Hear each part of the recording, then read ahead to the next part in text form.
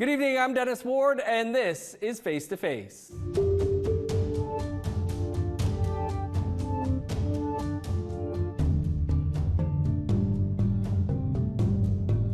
Our guest this week is an award-winning Ojibway playwright, novelist, filmmaker, and much more.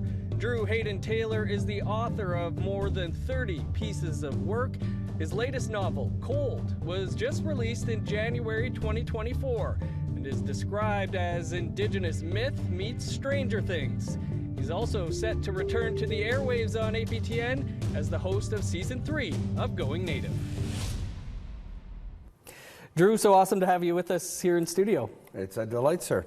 Out on a book tour, supporting the new book, and here in Winnipeg, so great to be able to have you here with us in studio.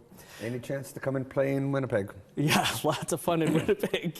Let's talk about the new book called Cold. Like we mentioned there, it's being pitched as Indigenous myth meets Stranger Things. Can you tell us a bit about the book? Well, I prefer to, as my publisher referred to it as, an Indigenous X-Files. Nice. Because when I handed in the book and they read it and they came back and they said that they really liked the book, there was only one major problem, and I said, what's that? And they said, it needs a sequel. So I'm going to start working on a sequel, so hopefully this will be a chain of books that sort of, again, like a Native X-Files that goes out, explores and celebrates some of the characters in our legends and our myths in a contemporary environment. That's basically what Cold is. I did a previous book called Motorcycles and Sweetgrass, where I brought the trickster, I contemporized the trickster, and took him to a contemporary First Nations reserve and let him get into mischief, as is his nature.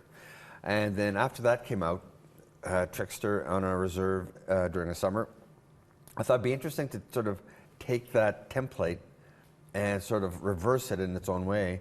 And so this one, where I take a character from Indigenous Anishinaabe and Cree mythology, that's just called, it's one of these things where you don't know if you should say the name or say the word, much like Beetlejuice. Yeah. Let's just call him the W.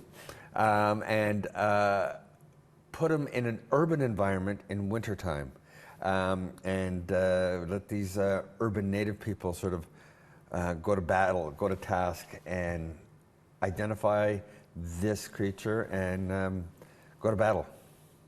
Awesome stuff. Be great to see more. Let's look at the four main characters. There's an Indigenous professor, a hockey player, a detective, and a journalist turned author. Some of those sound pretty familiar. Any of them based on yourself? None of them based on myself. I had a friend who used to say I used to do that with all my plays, that I would put myself in there. But in this particular case, I've never played hockey. I'm not a hockey player. I've never been to university, so I'm not a professor. I have dabbled in journalism, but the journalist is a woman of Caribbean descent, so I'm not that. And what was the fourth one? Detective. The detective, obviously. I'm not a detective in that. So no, they're not really based on me per se, just my imagination. Like you said, it's a murder mystery featuring an Indigenous creature of legend, the W, we'll say. Can you tell us why you wanted to include the W in a story? Well, as I said, it's a follow-up to Motorcycle and Sweetgrass, where I wanted to take a character from Indigenous mythology, cosmology, and put him or her, in a contemporary environment and see what happens. It was just something fun to do. You say it's a murder mystery. In some cases, it's being treated as that. Other people say it's very funny. Other people say it's a murder mystery. It's scary. It's funny.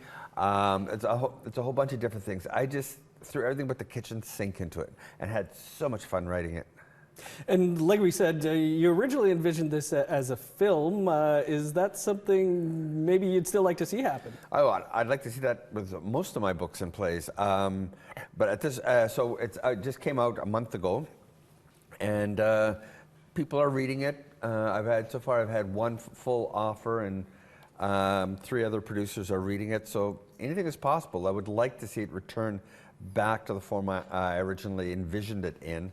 The final scene would be just so amazing on a hockey rink, but fingers and toes and kidneys crossed. Yeah. Well, a lot of Indigenous novels now seem to be making their way to the screen, so good luck with that. Thank you very much. You've written dozens of plays and books. This one you've been working on for a long time. Do many of your projects sit with you for that long? Well, it's not so much they sit with me. I'm a firm believer that sometimes if a project doesn't work, it's not because it's a bad project, it's because it either is too soon, it's not ready to be told, or more commonly, it's in the wrong genre or medium. My very first novel, The Night Wanderer, was about an Anishinaabe vampire. I decided to take a European legend and culturally appropriate and indigenize it. And it was originally a play I had produced in Saskatoon 30 years ago.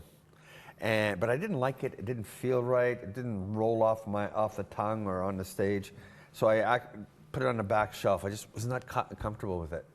And then when I got the opportunity to write a play or a novel, I could hear the voices from the play calling out to me, you know, remember us, remember us.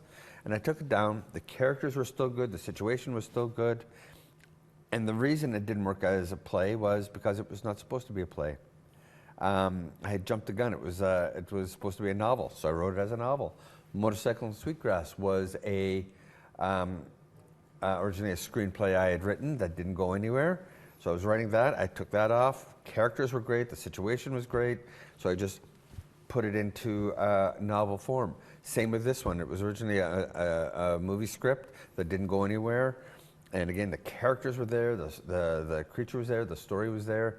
And so writing these books, it made it so much easier because I already had the template of what I wanted to say and how I wanted to say it, what the narrative was, what the storyline was.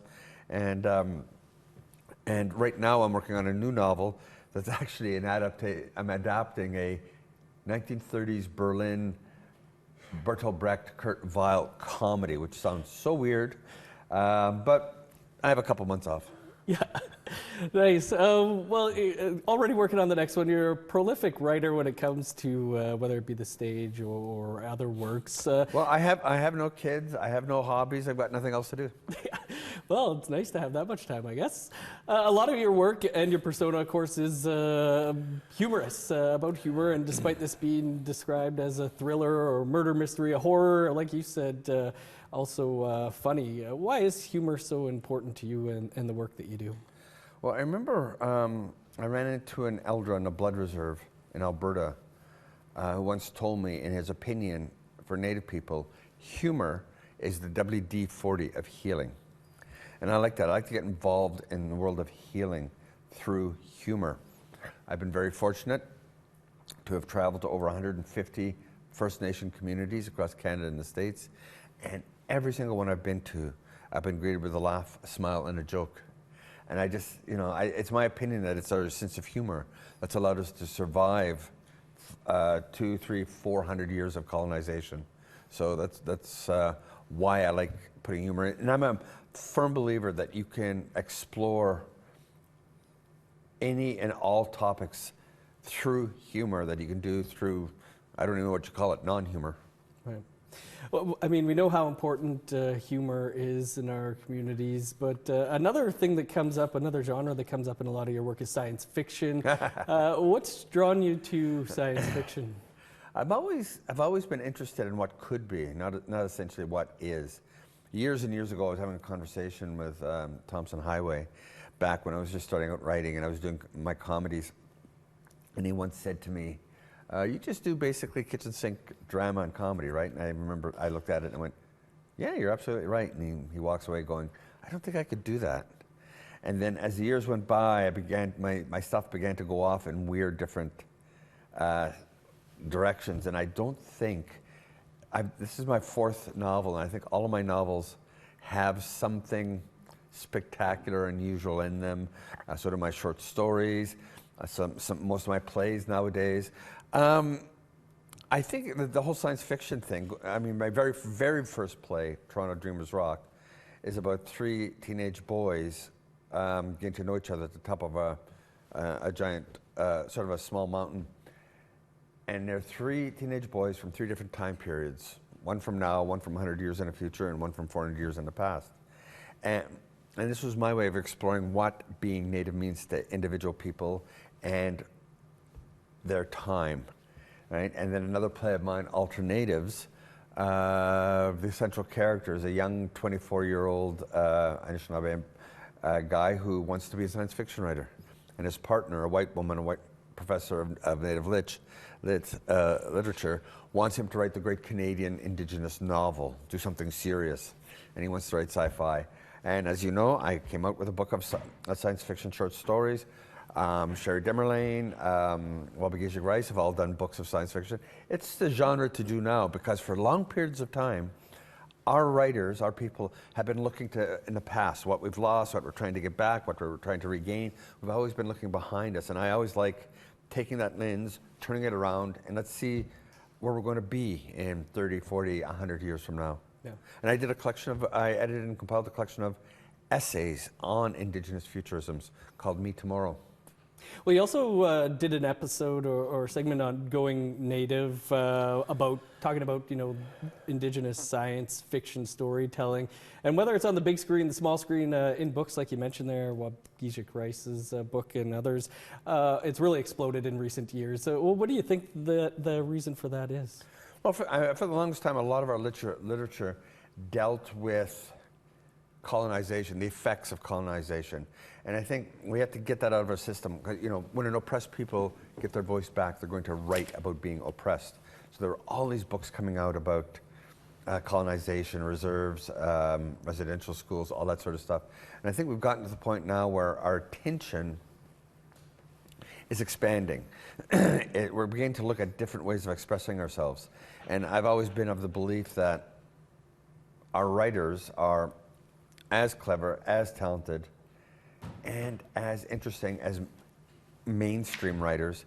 And the fact that genre fiction has now become very, very popular, right? People are writing murder mysteries, they're writing science fiction, fantasy, all these different things are coming out now because these things are part of everyday life and we want to explore them as Indigenous authors. Lots of great Indigenous-led horror projects out there recently, too. Much more to talk about, Drew. We've just got to step aside for a quick break, and then we'll continue the conversation here on Face to Face with author, playwright, host, and much more, Drew Hayden Taylor. Stick around.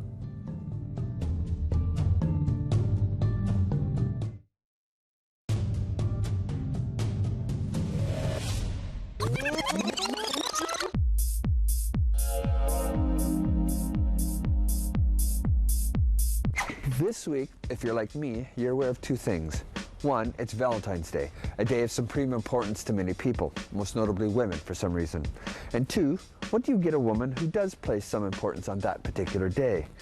And thus, save yourself from getting into a whole whack of trouble instituted by some long-dead Catholic saint that has no idea how pissed off a Mohawk woman can get when she doesn't receive the proper present. To me, this holiday is like any other holiday with a religious name, like St. Patrick's Day. If you're Irish and Catholic, have fun, go nuts. On Valentine's Day, if you're Catholic and I guess like chocolate, go crazy. But I'm neither, so why do I get dragged kicking and screaming into its fiendish jaws? Still, there is the matter of the present. What do I get her? Do I get her flowers? Do I get her jewelry? Do I get her chocolate?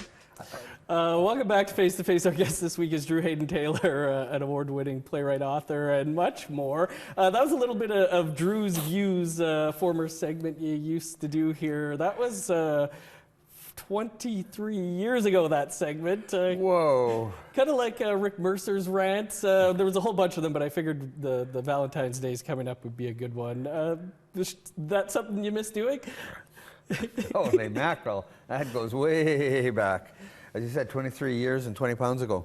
Yes, I still do the occasional essay or article for Globe and Mail and TVO. I still write those.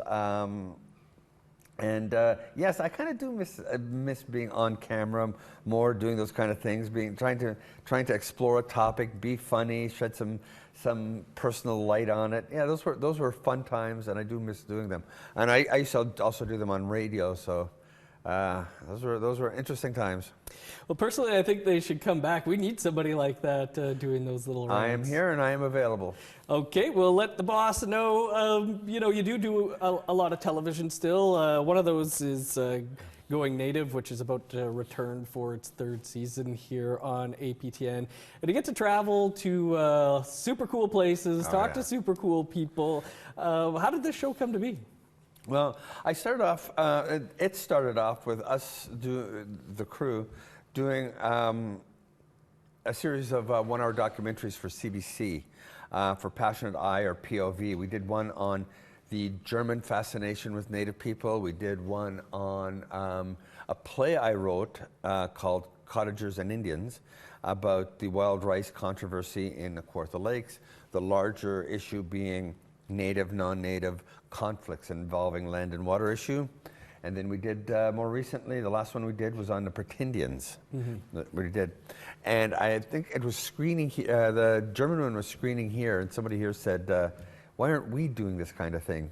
And so the executive producer, a guy named Paul Kemp, just said, well, we can. If you want us to do a show about the weird, the wonderful, the wacky, the fabulous things Indigenous people are doing in the wonderful, wacky, weird places across Canada, give us a show. So we were given a show called Going Native.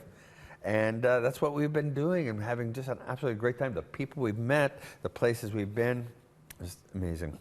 Well, it does. I get the ratings. It does pretty well here on APTN, and obviously, because you must have got a big budget increase this upcoming season. You're off to Australia, New Zealand, Yucatan Peninsula, the Arctic. The Arctic. Any spots or topics over the past 3 seasons that really stick with you? Well, season 2, we went down to the American Southwest, and we went to Mesa Verde. And we got a private tour to places the tourists don't usually go, and it was just amazing. It was off season. We had the place to ourselves, and it was just amazing walking around looking at this place that 1,000, 1,200 years ago people were living.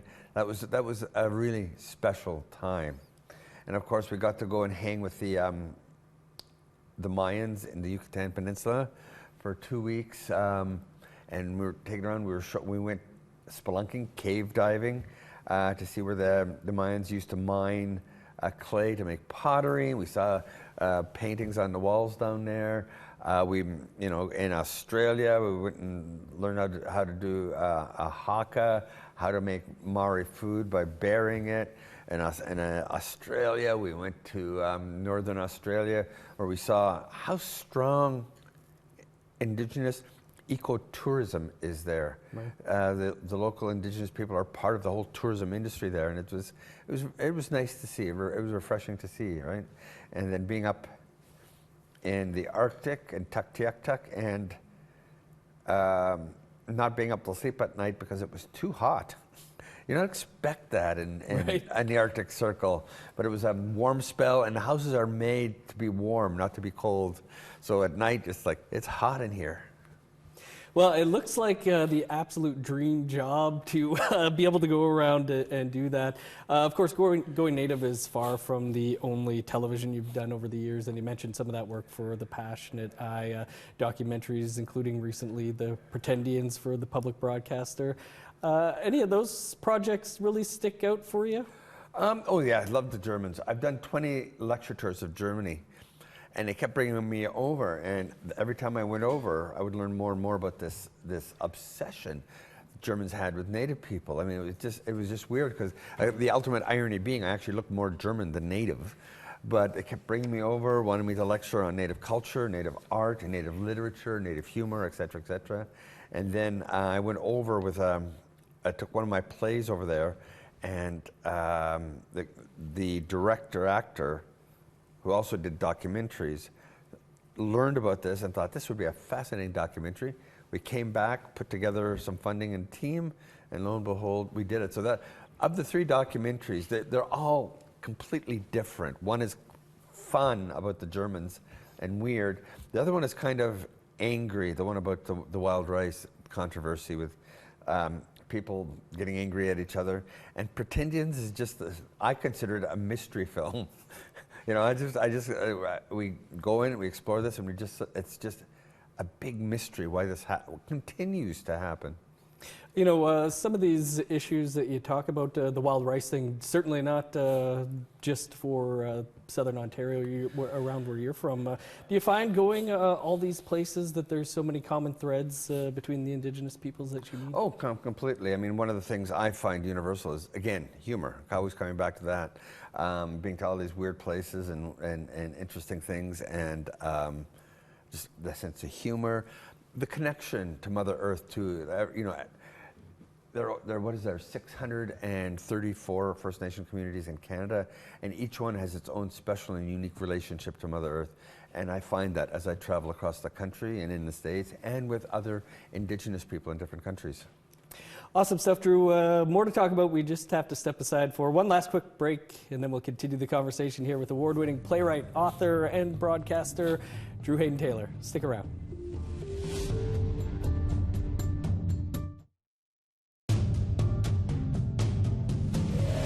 Welcome back to Face to Face. Our guest this week is Drew Hayden Taylor. And Drew, you're a pretty lucky guy, I'd say, in that you get to work on the screen, writing books, plays on the stage.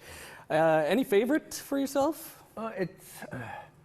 It's theater that sort of gave me my full voice. I've wrote articles and essays before that were kind of fun, kind of interesting, and were really popular in the Globe for a long period of time. But I think I developed my voice as a playwright first, and so theater is a very special relevance for me. And then gradually, you know, I started working on television. I loved working in television. You know, more people see a television episode and will probably see all of my plays put together. Yeah. And then I've come to novels and short stories later in my life when I'm more comfortable with the narrative form and prose. So I really enjoy novels because you really get to climb in and wrap it all around you, and it's a solitary effort, whereas theater it starts off being solitary, but it ends up being a group effort. Like we said, prolific writer, 30 plus works. You've said in interviews, though, you've written all these things with no formal training whatsoever in writing. Where do you think that urge to write comes from, and why you've been so good at it? Well, I think you know, all good writers are good readers, and all great writers are great readers. I'm an avid reader. I read books. My whole house is just stacked with books. I think that has something to do with it. Every time you read a book, unconsciously, subconsciously, you learn sentence structure, you learn character arcs, you learn plot development, all these things, so that you can sit down and you can do it. Yeah, I've never taken a writing course in my life. I woke up one day and was a playwright. I woke up one day and wrote for television. I woke up one day and was a novelist. I've been very, very fortunate. There's been a lot of trial and error in that. Nothing has been perfect the first time, but I've managed to pull it off. Pull it off, you have. Drew, we're all out of time, but congrats on the new book. Good luck with the sequel. Good luck with Going Native Season 3. Looking forward to it. Thanks for being with us. My pleasure, sir. That is all the time we have for this week. I'm Dennis Ward. We'll see you back here on Face to Face in 7 days.